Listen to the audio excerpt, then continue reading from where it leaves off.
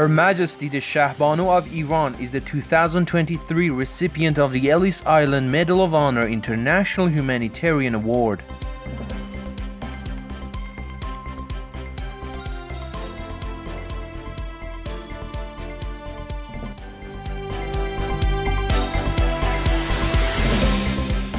Tragic incident of family suicide in Dorud, Lorestan Province.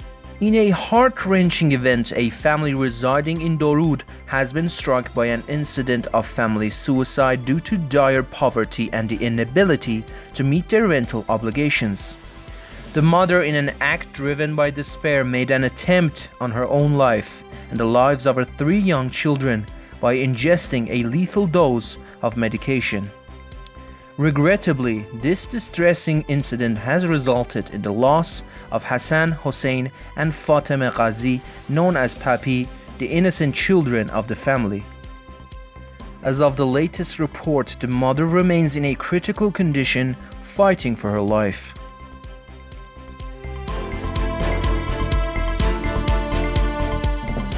The death sentence of Abbas Daris has been upheld by the Supreme Court of the Islamic Republic.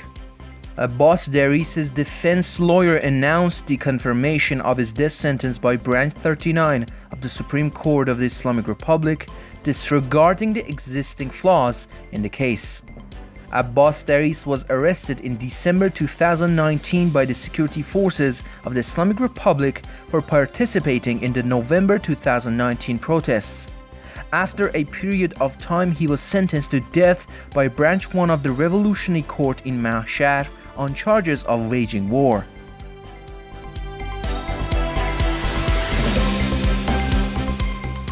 Nahid Shirpishe, the mother of Puya Bakhtiari, was subjected to physical assault and mistreatment in Zanjan prison. Mona Bakhtiari, Puya's sister, reported that after visiting her mother, she learned about her deteriorating physical and mental state, as well as the beatings she endured from other inmates in Zanjan prison. Furthermore, she stated that after 3 weeks of being held in the public ward, her mother was transferred to a solitary cell at her own request. Regrettably, the prison authorities failed to intervene when Nahid Shirpishe was being assaulted by fellow prisoners. Puya Bakhtiari was tragically killed during the nationwide protest in Iran in November 2019 as a result of direct gunshot fired by the armed forces of the Islamic Republic.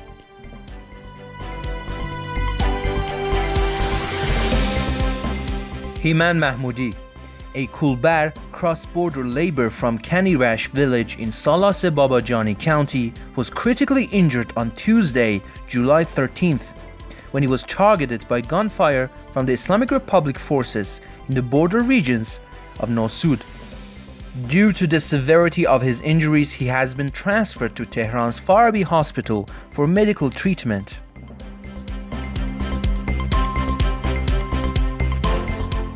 Parviz Javani was struck by a rubber bullet fired by the security forces of the Islamic Republic during the national uprising in Iran on October 2022 in Kermanshah. As a result of the severe injuries sustained, he lost vision in his left eye.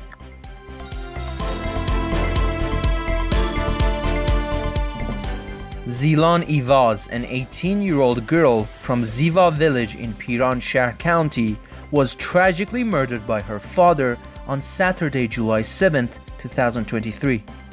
Salam Ivaz, Zilan's father, took her life using a handgun upon discovering her relationship with a young man. Such heartbreaking incidents stem from narrow-minded and tribalistic beliefs that exist in certain provinces of Iran. Unfortunately, the Islamic Republic has failed to establish effective educational foundations and institutions to combat prejudice and ignorance.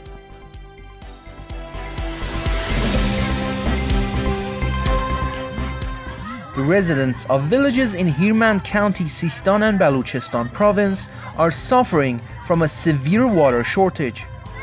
In order to obtain water for their households, they have to search for water tankers with empty containers. Despite investing millions of dollars in massive dam and water supply projects in countries like Iraq, Syria, Lebanon, and South America, the Islamic Republic displayed indifference towards the drought crisis in Iran.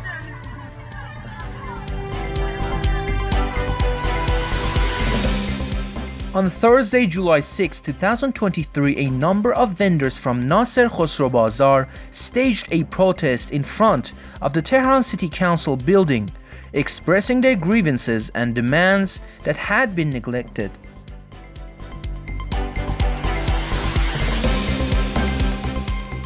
A group of train drivers from Tehran's subway line 5 staged a labor protest after their employer long ignored their demands.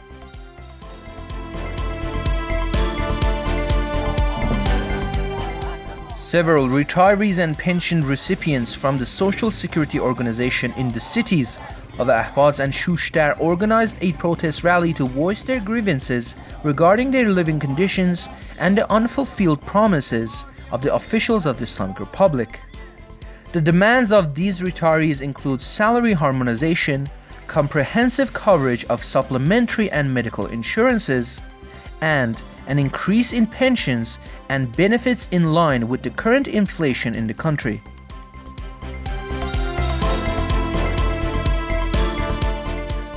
Retirees of the Telecommunications Company of Iran held protest gatherings in the provinces of Khorasan and Khuzestan this week. These protests were in response to trade union demands and livelihood issues.